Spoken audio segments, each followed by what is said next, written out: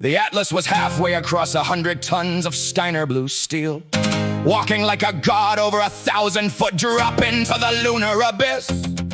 Elias's brothers were right behind it in warhammers, thinking they had already won. They were taunting us, telling us to eject and save the paint. I looked at Elena, I looked at Bedrock. I didn't see pilots anymore. I saw the kids from the Warrens who knew that the only thing more dangerous than a giant is the ground he stands on. I gave the order, don't hit the steel, hit the stone!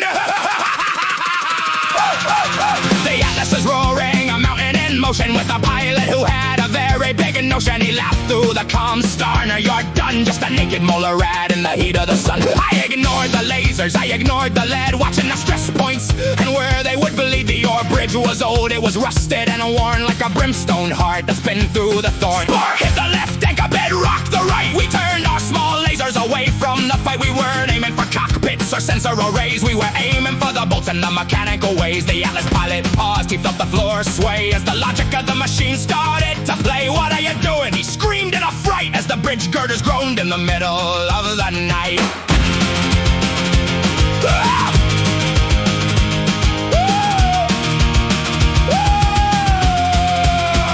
The anchors gave away with a thunderous crack. There was no moving forward, there was no moving back. The 100-ton giant was caught in the air with the pilot who realized the end was right there. The bridge didn't snap, it just started to fold, taking the vengeance and the Starner stamped gold. And the low G of dead end, it fell in slow motion like a metal god sinking in a lead-heavy ocean. We watched from the ledge as the giant went down, the biggest damn splash in a moonbar town. The warhammers froze, they stopped in their tracks, realizing the rats had the knives in their backs. I didn't fire a shot at the brothers who stayed, I just looked at the hole that the gravity made. Elias, I shouted, the contract is done, you can keep the bridge, but the Atlas is gone.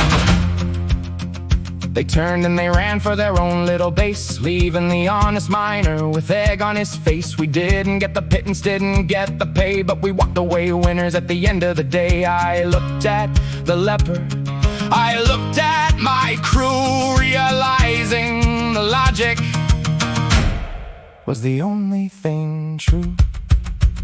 We watched the dust settle in the canyon. Elias was silent on the comms. I imagine he was busy trying to explain to his brothers how a group of scrappy rats just cost them their family's crown jewel.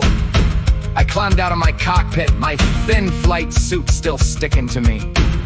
And for the first time, I didn't feel embarrassed. I felt like a captain. Elena was waiting for me on the ramp. She didn't say a word. She just handed me a real flight suit, thick, padded, and definitely not see-through. She patted my shoulder and said, "Mike." The bridge was a nice touch, but put some clothes on. We have a dinner date with the governor.